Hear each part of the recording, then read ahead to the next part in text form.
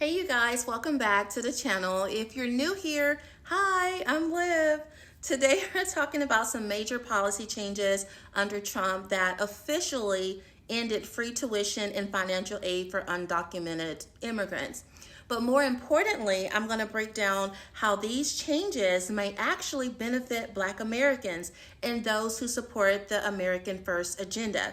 So if you are still wondering what exactly happened, we're going to go over it. Okay, so as you know, as of July 10, 2025, the Trump administration rolled out policies that completely cut off federal financial aid and educational programs to illegal immigrants. This means no more Pell Grants, no more federal student loans, no more career or technical education funding.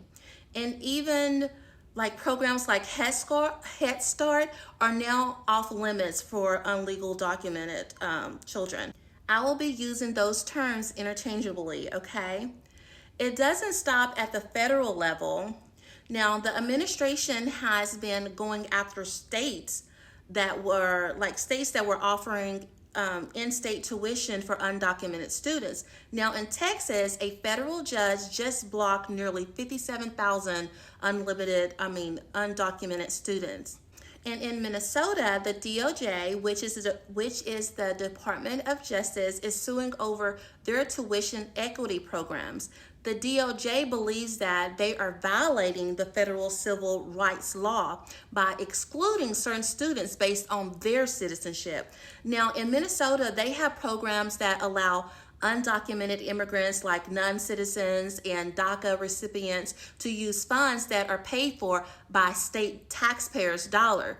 Some people don't realize this, but those funds are limited. This means that there is only a specific amount of money allocated to that program. So essentially, the concern is that after funds are distributed or given to undocumented immigrants, there aren't enough money left for American citizens who also need financial assistance. So there is a massive shift happening in who gets help and who doesn't. Now let's get to the part that directly matters for many of you guys watching, especially Black Americans and American First subscribers. Now, by cutting off these benefits to undocumented immigrants, more of our taxpayer dollars and limited education funds can go directly to the U.S. citizens.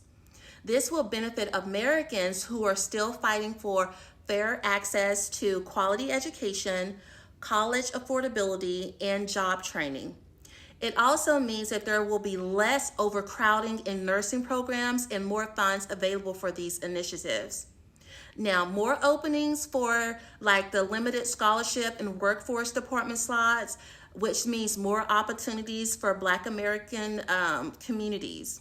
Now, some advocates argue this also helps prevent resources from being spread too thin, so Black students don't get like pushed to the back of the line for Pell Grants, career programs, or even state university budgets. It is essential to take advantage of these programs that were designed for Americans like yourselves, okay? So we all want our children to be more financially stable so that they can provide, or I should say, provide a good living for themselves. These programs were created for that purpose, to help ensure that future generations have the resources and opportunities they need to succeed. Now, illegal immigrants and other immigrants who come to this country understand the importance of these opportunities. Because most of them arrive over here with very little, they take full advantage of these programs and resources that were originally designed for Black Americans. As a result, they often secure jobs that make it harder for you as citizens to even get the jobs.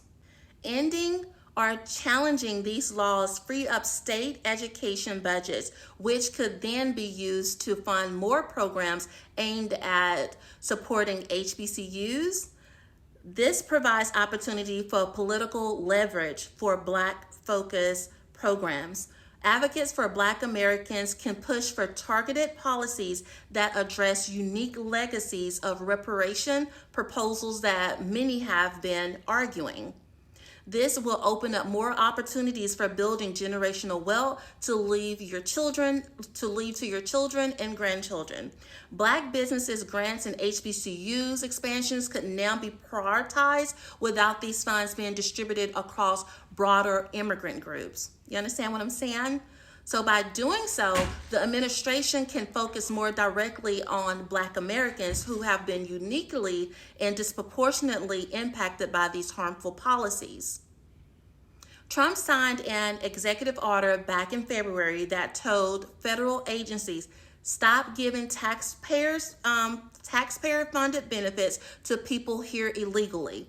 His team strongly argued that these benefits should be reserved for American citizens first. Period.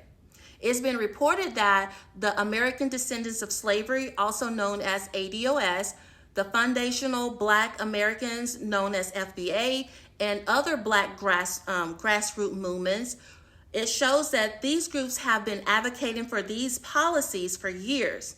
Many encouraged the American lawmakers and the president's administration to take care of Black Americans and descendants of slavery first, not people who just arrived here yesterday. Now, the Trump administration have been taking action to bring justice to the American people. Now, I want to say this. I understand that many people dislike President Trump. Lord, I hear it all the time. However, I can see God's work through him because I have not seen any of the president in my lifetime make the kinds of changes he is enforcing, changes that will positively impact the American people as a whole. It's also important to remember that God can take even a sinner and use him for his divine purpose.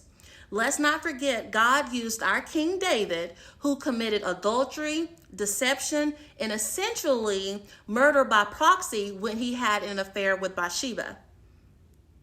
Yet despite this, when David sincerely repented, God forgave him, though there were still serious consequences. But my point is, God still fulfilled his purpose through David, right? This shows that God can work through anyone to accomplish his will.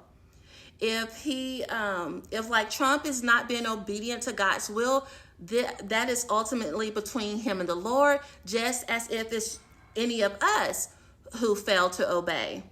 Now, we understand that this doesn't magically fix all the problems in our education system or our communities, but for a lot of people, this is at least one step forward, making sure that Americans' limited education resources aren't going to non-citizens before they're going back to the Black Americans. Okay, all right then. I want to hear from you guys. Do you think cutting off these benefits for undocumented or illegal immigrants is a good move?